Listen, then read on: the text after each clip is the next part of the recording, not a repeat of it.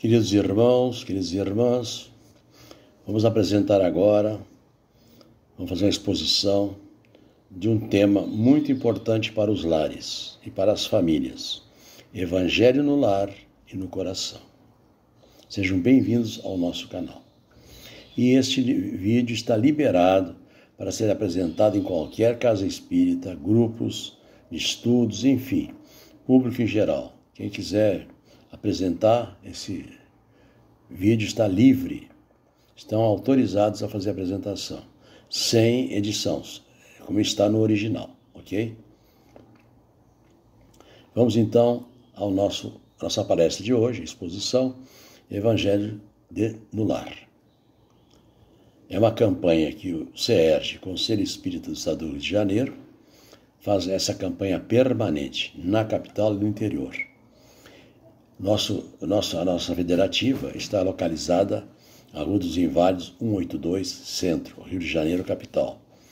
E também comunicamos que todas as sessões públicas das quintas-feiras, ou seja, na terceira quinta-feira de cada mês, após o término dos passes, nós praticamos ao vivo o Evangelho no Lar, com a participação do público ou dos trabalhadores. Você está convidado a participar ou frequentar para aprender ou tirar dúvidas. Lembrando que o Evangelho no Lar não é criação desta ou daquela doutrina. O primeiro Evangelho no Lar foi feito na casa de Simão há mais de 20 séculos, onde Jesus, notando que seus apóstolos discutiam futilidades, deixou que eles se acalmassem, chamou para perto de si, abriu a Torá, leu as Escrituras e fez os comentários, nascendo aí, portanto, o primeiro Evangelho no Lar. Nós apenas seguimos o exemplo do nosso Mestre Jesus. Eu já ouvi muita gente falar: eu não faço o Evangelho no Lar porque me falaram, eu ouvi falar que quando a gente faz o Evangelho no Lar, nós atraímos espíritos sofredores, obsessores, enfim. Nada disso é verdade, meus irmãos. Fundamentação doutrinária. Vários espíritos de escola se manifestaram sobre a validade e conveniência da reunião em torno do Evangelho no Lar. Dentre eles podemos citar André Luiz, Emmanuel, Dr. Bezerra de Menezes, Joana de Ângeles e muitos outros. Se você chama para dentro de casa Jesus, como é que os obsessores vão se aproximar? Não tem condições, meus irmãos. Vamos falar do roteiro, depois nós falarmos das particularidades. Roteiro. Como fazer? Dia e horário. Notem ali que na agenda eu não coloquei data nem dia. Escolha um dia da semana, um horário apropriado em que a família possa estar reunidas. Não importa se é de manhã, de tarde ou de noite, segunda, terça, quarta, quinta, sexta, sábado, domingo, não importa. Naquele horário a família se reúne para fazer o Evangelho. Escolher um dia de horário da semana em que todos possam estarem juntos. Isso é fundamental, né? Para que não se perca. Evidentemente, pode ser que alguém trabalhe à noite ou naquele horário, enfim. Há exceções, mas, preferencialmente, escolher um dia e horário que todos possam estarem juntos. Local. Preferencialmente na sala. Lembrando que eu já escutei testemunhos de uma irmã que começou a fazer o Evangelho dentro do banheiro, porque nos demais cômodos era uma bagunça geral. Do banheiro ela passou para o quarto, do quarto foi para a sala. Então o Evangelho no Lar tem esses percalços da vida, mas é temporário. Duração, também não coloquei horário lá. É mais ou menos 30 minutos, nada mais do que isso. Agora eu ouço muito as pessoas falarem, mas eu não tenho tempo, eu trabalho demais, é isso e aquilo. Aí eu tive que usar a matemática.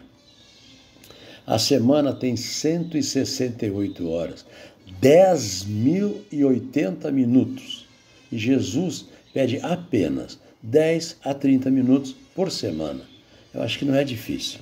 Se nós temos horário para sair, para passear, para ir à praia, para o cinema, para o shopping, enfim, para ver novelas, será que a gente não pode tirar 10 a 30 minutos uma vez por semana?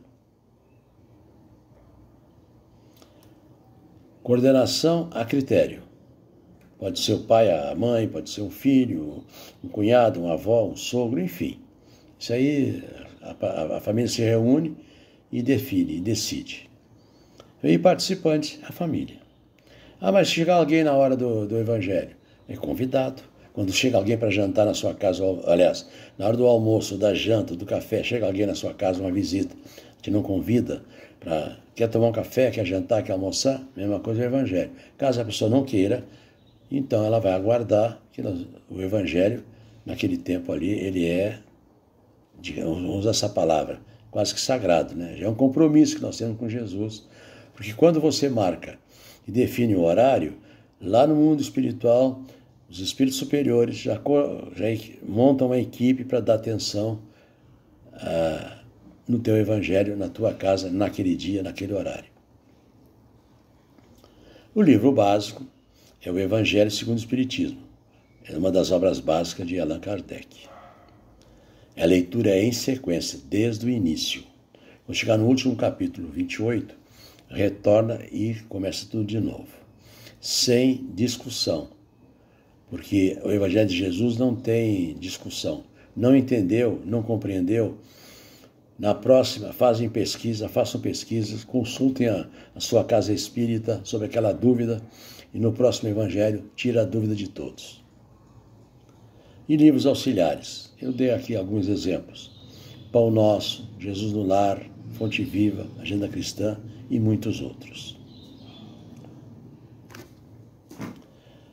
Também temos que incentivar as crianças com livros apropriados para a idade. Neste caso, eu recomendo A Turma da Mônica, Meu Pequeno Evangelho, entre outros livros que você pode encontrar na livraria aqui do CERJ, ou na livraria da FEB, ou na internet. Mas A Turma da Mônica, aí nós chamamos de fazer o cultinho, né?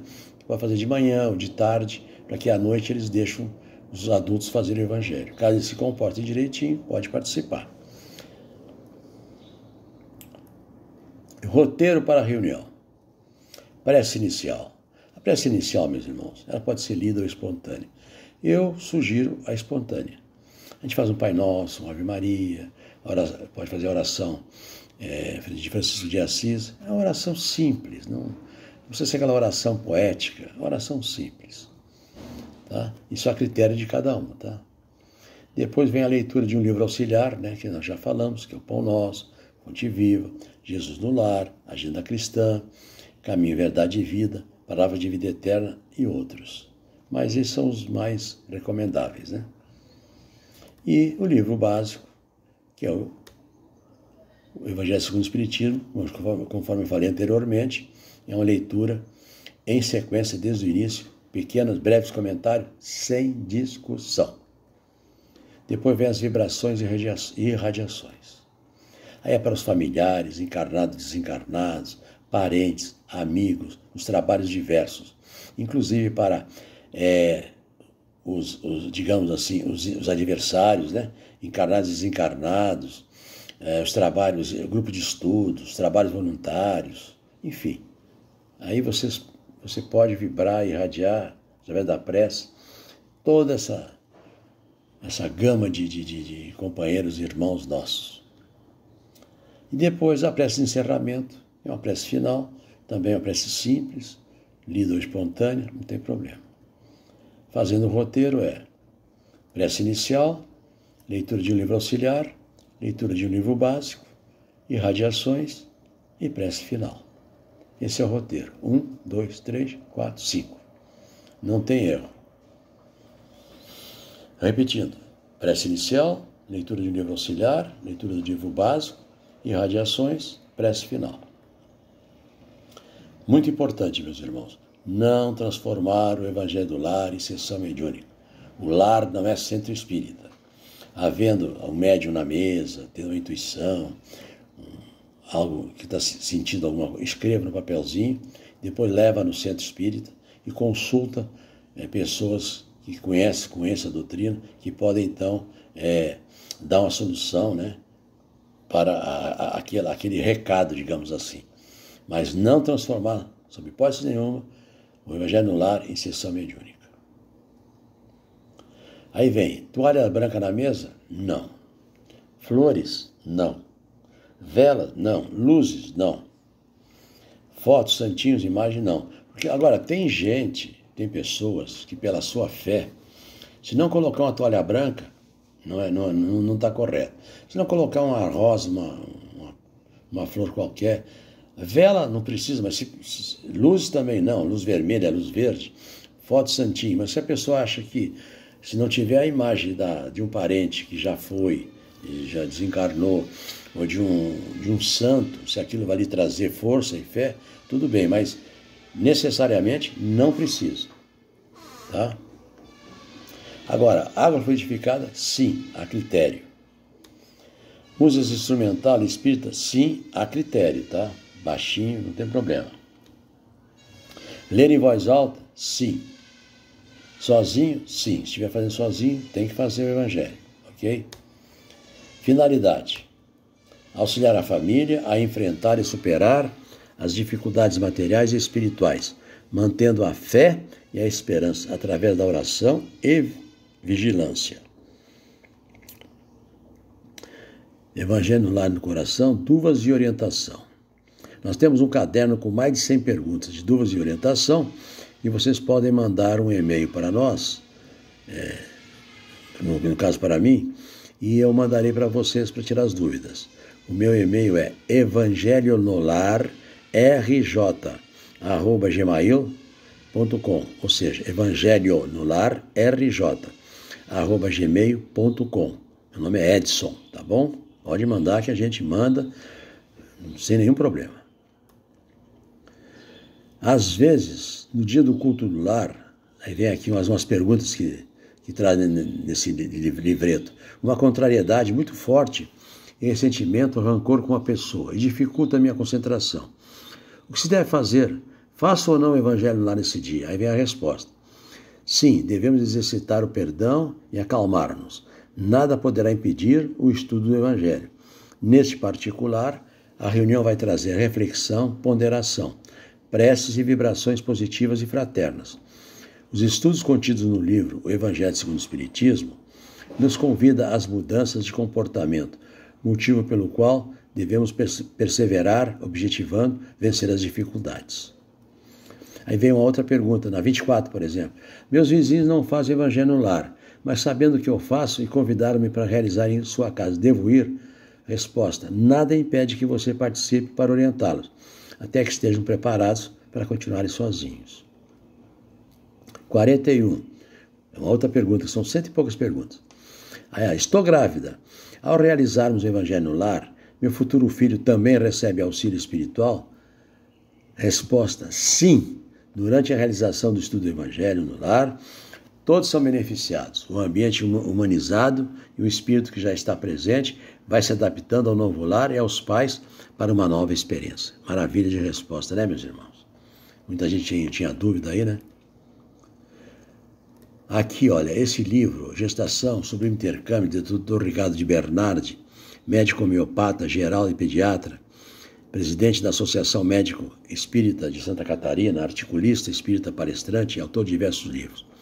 Numa das suas leituras desse livro, um casal espírita, a esposa ficou grávida, aí foram no médico para fazer os exames e constatou-se que o feto era anencéfalo, sem cérebro. E o médico então sugeriu aborto. Como a família era espírita e o feto era feminino, era espírita, não aceitou. E deram o nome para o feto, a menina, né? Shirley. E fazia o evangelho no lar com a Shirley, ela era grávida, né?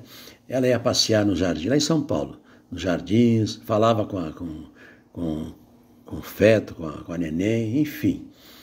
Tratava com muito amor e carinho. 9 meses depois, ela deu à luz a uma criança, uma menina, que teve uma vida de 84 horas e desencarnou.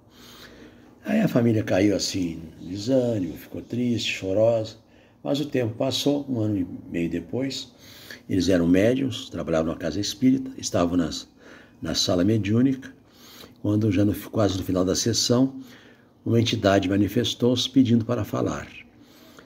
E aí a coordenadora da sessão autorizou. E aí a entidade falou: o meu nome é Shirley e eu vim aqui agradecer pela oportunidade que meus pais me deram de, aqui no plano físico, de estar aqui por poucas horas para cumprir uma missão. Aí a coordenadora: olha, filha, minha irmãzinha, desculpa, mas eu não sei quem são seus pais, o endereço, não sei, não conheço ninguém. A médium que estava incorporada apontou para o casal e disse: aqueles dois ali. E eu vou pedir, já pedi autorização para reencarnar naquela família, para continuar com eles. Quando foi um ano depois, ela engravidou, deu à luz a uma menina, deu o nome de Shirley, hoje tem 21 anos. Uma história muito bonita, né? Que aconteceu. Fazer o culto no lar, meus irmãos, é abrir as portas para o Cristo e seus mensageiros. Família de origem, o que é? A família é a família onde crescemos, espaço onde reconhecemos e como somos. É o único lugar que nós aprendemos a ser quem somos, para melhor ou para pior. Como os mentores nos recomendam, né? Aqui é um planeta escola, e a nossa primeira sala de aula é o nosso lar. Em nossa família, aprendemos a nos comunicar e lidar com nossas emoções e termos nossas necessidades satisfeitas. Aprendemos também muito dos nossos valores e crenças de nossa família. Retornamos ao corpo físico para dar oportunidade à nossa tarefa que foi interrompida através da reencarnação.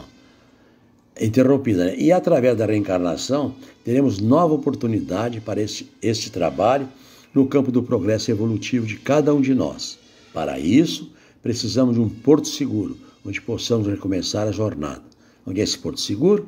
A família.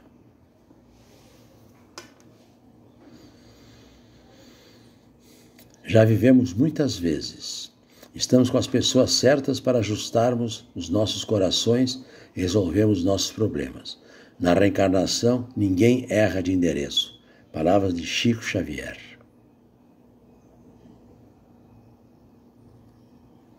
O lar é a escola das almas, onde a sabedoria divina nos habilita pouco a pouco ao grande entendimento da humanidade. Palavra de Neio Lúcio. A proteção da esfera superior é inegável para todos nós que ainda nos movimentamos na sombra. Ai de nós, todavia, se não procurarmos as bênçãos de luz. Mensagem do nosso querido André Luiz. Se um homem é a partícula divina da coletividade, o lar é a célula sagrada de todo o edifício da civilização, Emmanuel. E a nossa querida Sheila nos dá esse recado. Em casa começa a nossa missão no mundo.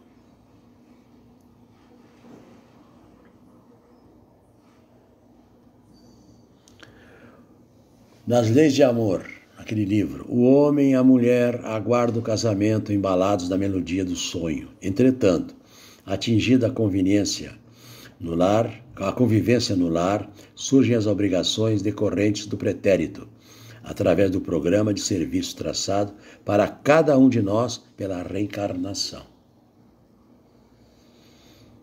Interessante essa leitura, né? No mesmo livro, Emmanuel nos fala: reconhecer que todas as dificuldades domésticas são empecilhos trazidos por nós próprios das existências passadas. Está na página 25, 26 e 40 da Leis de Amor, que pode ser também adquirido na livraria do SEERJ ou através da internet. Interessante esse comentário aqui de Emmanuel, né? Devemos reconhecer que todas as nossas dificuldades domésticas, ou até não domésticas, são empecilhos trazidos por nós mesmos das nossas existências passadas. Na condição de pais e filhos, cônjuges ou parentes, não passamos de devedores em resgates de antigos compromissos.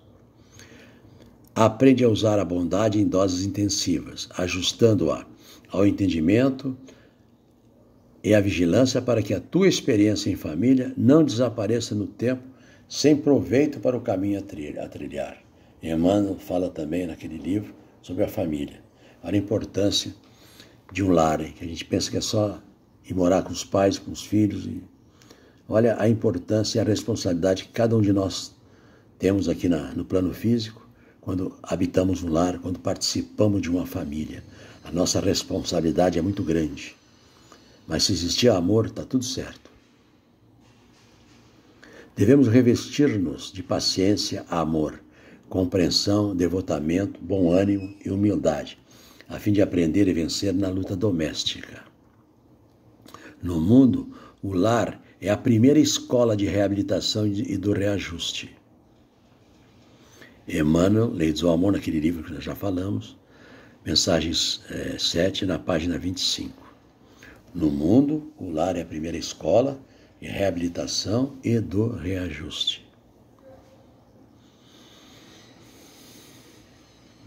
O que fazer para ter paz na família? É uma pergunta que eu sempre faço nas minhas palestras, nas minhas exposições. Primeiro, amor. Respeito.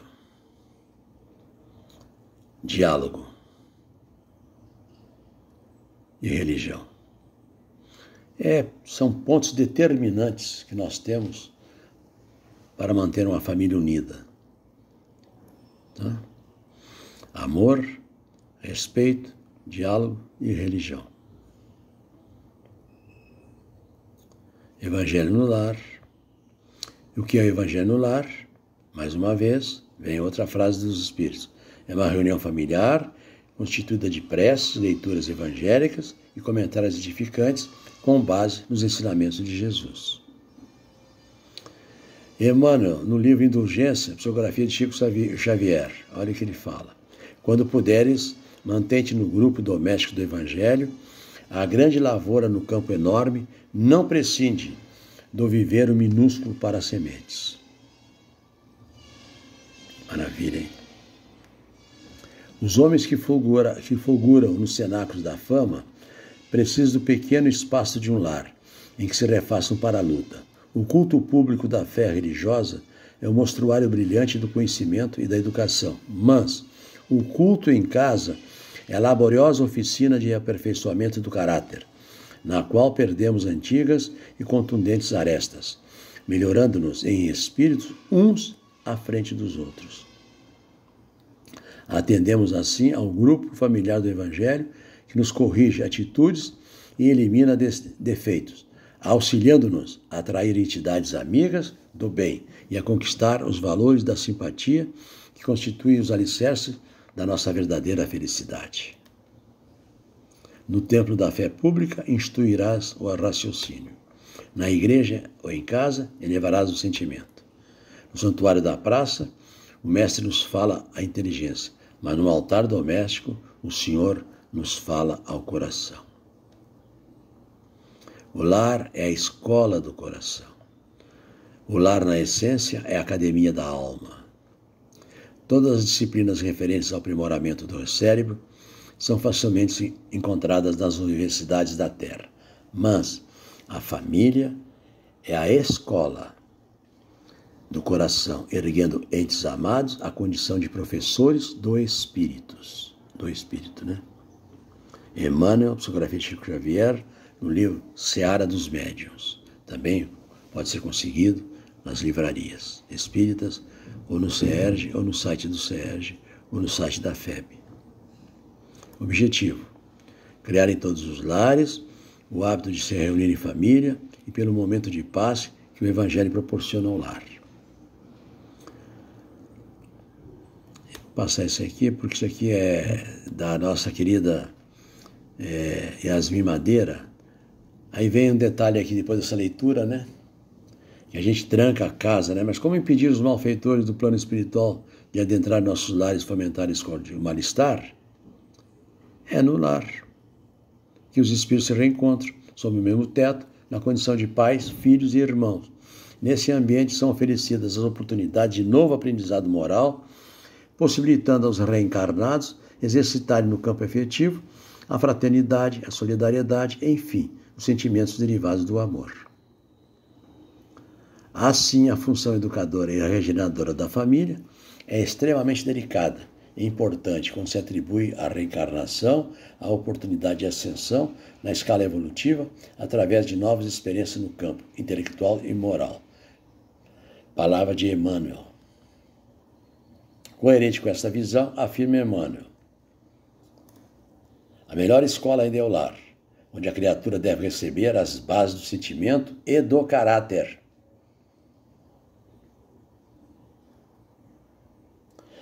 E um detalhe de André Luiz, hein? Os espíritos em particular precisam compreender a necessidade do culto do Evangelho no lar. Pelo menos semanalmente é aconselhável se reúna com os familiares ou com alguns parentes, capazes de entender a importância da iniciativa em torno da doutrina espírita, à luz do Evangelho do Cristo, sob a cobertura moral da oração. Está ali, ó, no EAD, Estudo Sistematizado da Doutrina Espírita, tá? Programa Fundamental, tomo 1. Está lá orientado pelos espíritos superiores. É o ESD também. Estudo Sistematizado, Programa Fundamental, tomo 1, módulo 9, Lei de Adoração. Roteiro 3, página 328, Evangelho no Lar. O ESD, editado pela FEB, que faz essa recomendação para os espíritas, praticantes ou não. É importante nos unamos todos no lançamento dos princípios cristãos, no santuário doméstico. Trazer as claridades da Boa Nova ao templo da família é aprimorar todos os valores que a experiência terrestre nos pode oferecer. Fala a palavra do Dr. Bezerra de Menezes no livro Temas da Vida, de Chico Xavier.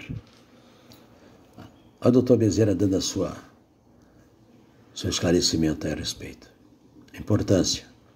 Estudar o Evangelho de Jesus possibilita compreender os ensinamentos cristãos, cuja prática nos conduz ao aprimoramento moral, que é a nossa reforma íntima. Entendeu? É a nossa reforma íntima.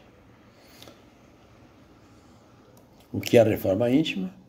A reforma íntima é um processo contínuo de autoconhecimento de nossa intimidade espiritual, modelando-nos progressivamente na vivência evangélica em todos os sentidos da nossa existência. É a transformação do homem velho, carregado de tendências e erros seculares, no homem novo, atuante na implantação dos ensinamentos do Divino Mestre, dentro e fora de si. Onde fazer a reforma íntima? A irmã na figura já está dando a dica. Primeiramente, dentro de nós mesmos, cujas transformações se refletirão depois em todos os campos de nossa existência. No nosso relacionamento com familiares, colegas de trabalhos, amigos e inimigos, e ainda nos meios em que nos colaborarmos desinteressadamente com serviços ao próximo. E quando fazer a reforma íntima? É uma boa pergunta. O momento é agora e já. Não há mais o que esperar. O tempo passa e todos os minutos são preciosos para as conquistas que precisamos fazer no nosso íntimo. Aí tem essa figurinha aqui. Eu cheguei para perturbar a casa do Zé. Não vai dar mais. Por quê? Ele começou a fazer o evangelho no lar. Olha lá as luzes que emanam da casa para fora. Quando você faz o evangelho, você atinge os vizinhos, né? com boas radiações, os apartamentos, as casas, os vizinhos de casa, enfim. Saneamento espiritual. Olha como é que a casa fica lá. A casa que faz o evangelho no lar há um mês já tem uma luz pequenina envolta com uma cúpula brilhante. A casa que faz o evangelho há 10 anos tem uma luz enorme, pois cada vez aumenta mais os clarões espirituais. Assim que fica a tua casa. Teu lar, teu apartamento, onde você faz o evangelho no lar, protegida pela luz. Desculpe. Olha, nesse livro Ressurreição e Vida, de Leão Tolstói, da Ivone Amaral Pereira, no capítulo 2, Lição Materna, página 33, da editora FEB. Olha o recado que o Espírito manda para o Leão Tolstói. Meu caro amigo, fazei-me o favor, quando possível, de dizer às mulheres que são mães e que vivem ainda sobre a terra, que se não descurem de ensinar a sublime moral do Evangelho aos seus filhos pequeninos, no aconchego suave do lar. As sementes por elas lançadas naqueles corações iniciantes germinarão mais tarde ou mais cedo, revolvidas pelos labores ásperos do infortúnio ou do progresso. Isso é Uma mensagem que veio do mundo espiritual para Leon Tolstói, através da nossa querida irmã, já desencarnada, Ivone do Amaral Pereira. Importância da participação das crianças no Evangelho no lar. O lar é a nossa primeira escola, nele influenciamos os outros e somos influenciados. É o lugar onde espíritos mergulhados no esquecimento temporário, em um corpo carnal, recebe dos pais um mapa de inclinação e conduta ao qual vai dar a formação para uma nova existência. Está onde? Livro dos Espíritos, nas questões 2, 208, 357 e 358. Olha a pergunta que Kardec faz no Livro dos Espíritos aos espíritos superiores. Nenhuma influência exercem os espíritos dos pais sobre o filho depois do nascimento deste? Olha a resposta.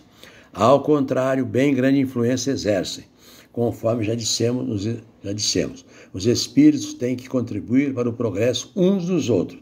Pois bem, os espíritos dos pais têm por missão desenvolver os de seus filhos. Pela educação, constitui-lhes isso uma tarefa, tornar-se-ão culpados se vierem a falir no seu desempenho. Resposta dos espíritos superiores. E para fechar, temos uma mensagem de Joana de Ângeles.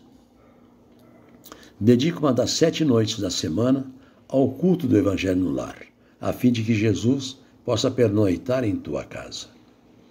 Prepara a mesa, abre o Evangelho, distende a mensagem da fé, enlaça a família e ora. Jesus virá em visita. Quando o lar se converte em santuário, o crime se recolhe ao museu. Da família ora, Jesus se demora em casa. Quando os corações se unem nos liames da fé, o equilíbrio oferta bênçãos de consolo e a saúde derrama vinho de paz para todos. Jesus no lar é vida para o lar. Não aguardes que o mundo te leve à certeza do bem invariável. Distende da tua casa cristã a luz do Evangelho para o mundo atormentado. Olha, atenção, quando uma família ora em casa, reunida nas blandiças do Evangelho, toda a rua recebe o benefício da comunhão com o alto. Se alguém no edifício de apartamentos alça aos céus a prece da comunhão em família, todo o edifício se beneficia com a lâmpada ignorada acesa na ventania. Não te afaste da linha direcional do Evangelho entre os teus familiares. Continua orando fiel, estudando com os teus filhos e com aqueles a quem amas, as diretrizes do Mestre e, quanto possível, debate os problemas que te afligem à luz clara da mensagem da Boa Nova e examina as dificuldades que te perturbam ante a inspiração consoladora do Cristo. Não demandes a rua nesta noite, senão para inevitáveis deveres que não possa adiar. Demora-te no lar, para que o divino hóspede aí também possa demorar. E quando as luzes se apagarem, a hora do repouso, ora mais uma vez, comungando com ele, como ele procura fazer, a fim de que, ligado a ti, possas em casa, uma vez por semana, em 7 noites, ter Jesus contigo. Aí vem aquela pergunta: vamos levar esse alimento para o nosso lar? Essa pergunta deve ser feita conosco, né? Meus irmãos, muito obrigado pela atenção de todos. Já fiz aquele comentário anterior. Havendo dúvidas, Evangelho, e meu nome é Edson Godinho, Evangelho no Lar, rj@gmail.com. Estou à disposição. E este vídeo está disponibilizado para quem quer que seja, para qualquer utilidade. Muito obrigado. Que Jesus nos abençoe hoje e sempre, graças a Deus.